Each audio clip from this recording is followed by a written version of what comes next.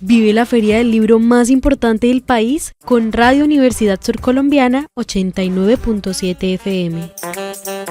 En la edición número 37 de la Filbo, disfruta de debates, historias, entrevistas exclusivas y mucho más. Con España como país invitado, te llevamos toda la magia de la Filbo 2025. No te pierdas ni un detalle. Sintoniza el 89.7 FM o visita la página web www.radiobusco.edu.co.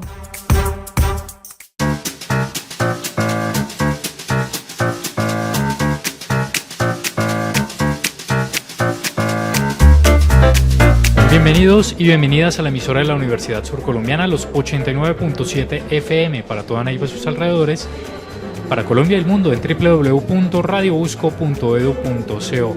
Ustedes están escuchando el paisaje sonoro de Corferias en la edición número 37 de la Feria Internacional del Libro, Las Palabras del Cuerpo.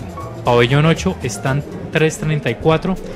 Este es el stand de la editorial de la Universidad Surcolombiana, nuestra casa de estudios, y al interior del stand se encuentra la cabina de la emisora de la Universidad Surcolombiana desde donde originamos este programa. Y quiero contarles que en el máster nos acompaña Laura Milena Garzón Obando, en la producción periodística Tania Marcela Montano Cardoso, quien les habla Gerson Ramírez Íñiguez, en la dirección general el profesor Oscar Iván Forero Mosquera, dándoles la bienvenida a este espacio. Y hoy tenemos la oportunidad de compartir un libro que no solamente está circulando en nuestro país, sino en otros países. Así que es la oportunidad para conversar sobre literatura infantil y juvenil, un libro álbum, acompañados hoy por David Cortés, quien es coautor de este libro denominado Yet. David, bienvenido a los 89.7 FM, gracias por acompañarnos y por compartir con nuestros oyentes. Muchísimas gracias, espero que la charla sea bien amena y que este tema de literatura infantil, que hay veces no es tan difundido, sea al agrado de tus oyentes. Muchas gracias, claro que sí. Y bueno, ¿por qué empezar a desarrollar textos sobre literatura infantil y juvenil? Y sobre todo este libro álbum del cual ya hablaremos. Bueno, para mí fue un vacío que encontré en mi formación universitaria. Yo estudié literatura y durante los 5 años que estudié nunca me dieron una clase de literatura infantil. De hecho, salí de la universidad sin conocer qué era la literatura infantil. Pero cuando por mi primer trabajo me enteré que también sabía que tenía un vacío gigantesco. Entonces comencé a consumir tanta literatura infantil que, como dice el Quijote, el que mucho lee en algún momento escribe, y terminé escribiendo literatura infantil y estoy feliz ahora en ella. Bueno, y por otra parte también eres cofundador de Malevo. Malevo Editores es una editorial que fundé hace 6 años con mi socio Juan Alonso. Él es fotógrafo, yo soy literato, y la idea de esa editorial es publicar proyectos donde se cruce lo literario con el arte gráfico y visual. Este libro, Yet, es un hijito de Malevo Editores. Lo publicamos con un sello editorial que se llama Leaf Root. Leaf Root es un sello editorial de Malevo Editores, y Leaf Root se va a encargar, este es su primer libro, de publicar obras del Caribe colombiano y del Gran Caribe como tal. Bueno, qué oportunidad tenemos en este momento para poder conocer esta obra, Yet. ¿Cómo surge Yet? Y también, bueno, ya mencionabas que hay un vacío, pero ¿por qué apuntarle a la literatura infantil y juvenil? ¿Por qué también hacer promoción sobre este tipo de obras? ¿Qué permite a las comunidades el desarrollar este tipo de libros? Bueno, mira, yo no sé cómo habrá sido tu relación, sobre todo en el colegio, con los libros, con la clase de español, con las evaluaciones, los exámenes de comprensión de lectura, pero pasa algo muy particular, y es que uno naturalmente lo duermen con cuentos. A uno le gusta leer de niños y llega al colegio y pasa algo, y es que uno deja de leer generalmente. Y la promoción y la animación de la lectura están hechos para que ese tránsito, entre otras cosas, no sea tan violento y el amor por la lectura se siga desarrollando. Y ahí es cuando entra la literatura infantil y juvenil. porque generalmente el caballito de batalla más importante de la animación y la promoción de la lectura es la literatura infantil, porque es ese momento en los que los niños están creando el hábito, que tú sabes que cuando uno lo hace por hábito ya lo hace sin darse cuenta y ya hace parte de su vida. Entonces es en ese momento donde se crea el hábito o se crea el rechazo, y definitivamente dentro del sistema escolar colombiano generalmente se genera el rechazo. Por eso es tan importante tener muy buena literatura infantil, que es el material con el que se hace la buena promoción y animación a la lectura. Esa es la razón por la cual apostarle a este tipo de textos. Excelente. Y quisiera también señalar que esta obra fue ganadora, ¿no? Contémosle a nuestros oyentes por qué tenemos la oportunidad de contar con esta producción. Estamos muy contentos. Mira que este proyecto se presentó como un manuscrito a un concurso del Ministerio de las Artes, las Culturas y los Saberes de Colombia. Todos los años el ministerio abre un concurso que se llama Portafolio de Estímulos y tiene de muchas artes. Yo me gané la beca de creación en literatura. Entonces, gracias a ese premio, pude hacer realidad este libro que vemos acá. Entonces yo lo que les dije fue, oigan, tengo una historia que habla sobre un niño isleño que muy tempranamente se dio cuenta de su realidad afro, de su realidad insular, que uno hay veces cuando vive en el continente no se imagina que es vivir en una isla, y al darse cuenta de eso, lo que narro en el texto es que él hace un acto de libertad y de resistencia y de rebeldía que al ministerio le llamó la atención y dijo, esta historia hay que contarla. ¿Cómo fue el proceso de creación? Que no solamente, bien lo decías, no integra solamente lo escrito, sino lo visual, también lo que nos transmite la imagen, los colores y esa conexión principal que se busca con niños, niñas. Mira que cuando tú piensas en un escritor, generalmente piensas en alguien que se encierra en un cuarto solo y después sale con la obra. Y aunque pasó un poco con la narración escrita de este texto, lo cierto es que por ser un libro álbum que tiene mucha imagen y muy poco texto, tiene que ver una armonía muy grande entre el escritor o escritora y el ilustrador o la ilustradora, si no es la misma persona. Y este fue el caso. En un inicio me encerré a escribir esta historia yo solo y tuvo como unas 5 versiones, desde la primera hasta la que yo ya estaba como más o menos contento. Y ahí ya viene, bueno, ¿en quién pienso yo para que sea mi fórmula creativa con la ilustración? Entonces, afortunadamente había conocido a Anes Bull. Anes Bull es un raizal de la isla de San Andrés. Raizal se le dice a una persona que ha nacido en la isla de San Andrés y sus raíces vienen de África. Esa es la raíz que se busca y ellos valoran. Entonces es un hombre que físicamente es opuesto a mí, él mide 2,5 metros, tiene dreadlocks hasta la cintura, y le dije, oye, tengo este proyecto. Él había sido uno de mis ilustradores en uno de los libros de mi editorial, a mí me gustó mucho su forma de dibujar, y le dije, hagamos este libro, y él me dijo, bueno, no me lo vas a poder creer, desde que él cogió el libro, hicimos 16 versiones, fueron necesarias 16 reescrituras para que los dibujos quedaran haciendo una perfecta armonía con el texto, porque lo interesante de los libros álbumes es que tú no puedes contar lo que dice la imagen, o si no sería redundante, y eso lo hace muy llamativo, sobre todo para los niños, porque los niños, aunque saben que hay una historia escrita, comienzan a pillarse muchos detalles que uno va dejando en las ilustraciones y que al final le dan sentido al texto.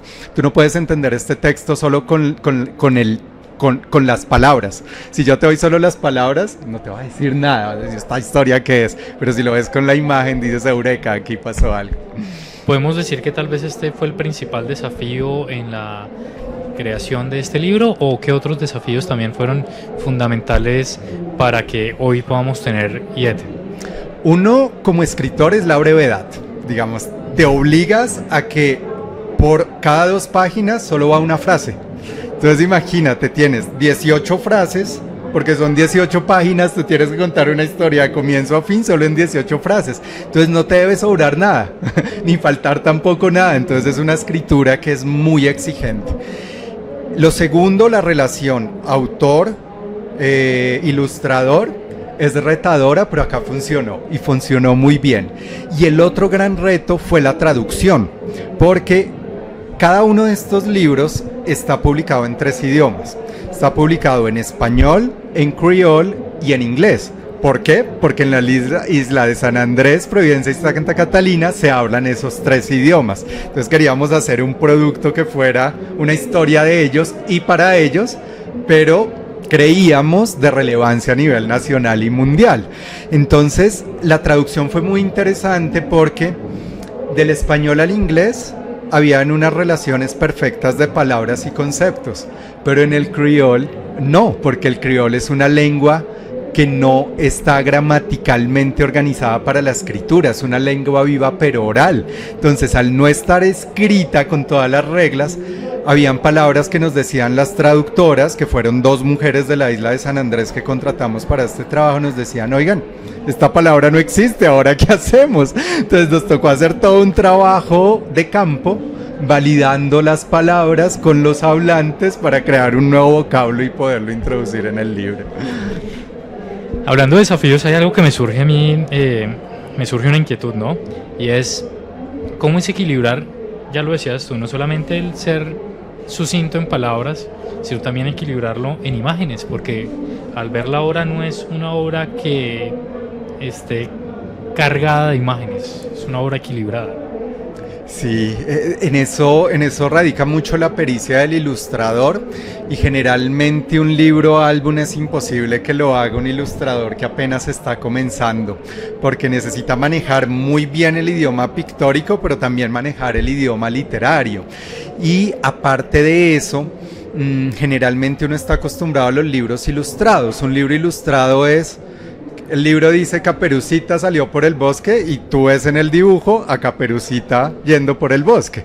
Pero estos textos no. Si tú dices Caperucita salió por el bosque, muy seguramente no va a aparecer Caperucita y el bosque va a ser algo diferente. Entonces necesita un nivel de conceptualización muy grande, pero también de materialización metafórica con el lenguaje pictórico para que los niños y los adultos lo entiendan. Entonces... sí, se necesita alguien que sepa para que eso quede bien hecho. En la producción de este libro, ¿cuál fue la experiencia más grata? Más allá de la publicación, por supuesto, de esta obra y del premio. Mira, lo lindo con el premio es que dejamos un presupuesto para devolver la obra, como cuando uno habla en clave de investigación, que después de hacer la investigación en campo tú vas y llevas el resultado. Dejamos un presupuesto para estar 2 semanas en Providencia, San Andrés y Santa Catalina. Hicimos un tiraje muy grande de 2.500 ejemplares y decidimos regalar 700 a toda la... Básicamente tapizamos San Andrés, Santa Catalina y Providencia de libros. Y la idea es que llegamos a muchos de los colegios de las 3 islas, a las bibliotecas, y nosotros pensamos que la historia iba a ser relevante únicamente para los niños y las niñas en edad de escolar y generalmente en primaria. Pero nos fuimos dando cuenta muy rápido y con mucha sorpresa que los mediadores, con esto me quiero referir a los profesores, a los bibliotecarios, a los padres de familia, después de que los niños se interesaban en la obra, los papás comenzaban a tener unas discusiones con nosotros muy grandes porque se identificaban a ellos mismos que la historia que narro en el libro les había pasado cuando eran niños o les está pasando a sus hijos o a algún vecino. Entonces, como esta historia narra un acto de resistencia, en ese momento dejaba de ser un libro como inocente para niños y se convertía en una bomba política porque estaban saliendo muchos temas, claro, de la vinculación de San Andrés con la realidad colombiana, que es una realidad muy diferente, ¿no? Por ejemplo, fue el único territorio colombiano que fue colonizado por ingleses y no por españoles. Entonces de ahí para allá ya hay unos cambios impresionantes y con la pérdida del mar territorial por unos... Bueno, eso no lo hablemos, pero hay como unas rencillas entre la isla y el continente, entonces el libro se volvió un catalizador de unas conversaciones muy interesantes que nos sorprendieron. Otra cosa que nos sorprendió es que nos decían que era el primer libro que llegaba a la isla con estos 3 idiomas en un mismo libro. Entonces nos decían las profesoras y los bibliotecarios, es que con este libro sí podemos hacer la hora del cuento porque nos aseguramos que todos los niños que están en mi salón la entiendan. Porque o hablan criol, entonces yo se lo leo en criol, o hablan español, o hablan inglés, y se los leemos en cualquiera de las 3 lenguas. Y todos esos fueron sorpresas que realmente lo hicimos sin pensarlo y han salido y estamos súper orgullosos. Entendemos que, bueno, al ser un premio, muchos de esos premios pues no hay como una venta, sino solamente un tiraje de la publicación. No obstante, podemos encontrar esta obra digital para que aquellos quienes nos escuchan y están interesados en poder palpar y poder encontrar esta historia lo podamos hacer.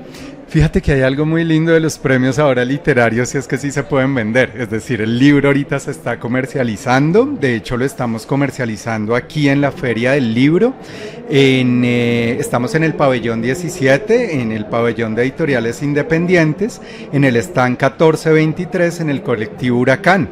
Lo que hicimos fue que nos asociamos 18 editoriales independientes y creamos nuestra propia distribuidora, encabezada por Edgar Blanco. Entonces allí van a encontrar no solo a IET, sino una cantidad de libros con una riqueza y una belleza artesanal de editores independientes, y este libro también se está distribuyendo a nivel nacional en la Librería Nacional. Entonces si hay sede en la ciudad de Librería Nacional, allí lo encuentran o lo pueden conseguir por la página virtual de la Librería Nacional. Y si me permites, les cuento que el próximo sábado, 10 de mayo, a las 4 de la tarde vamos a tener aquí en la Filbo el lanzamiento oficial de IET y va a ser en la Carpa País de Libros, sábado 10 de mayo, 4 de la tarde en la Carpa País de Libros.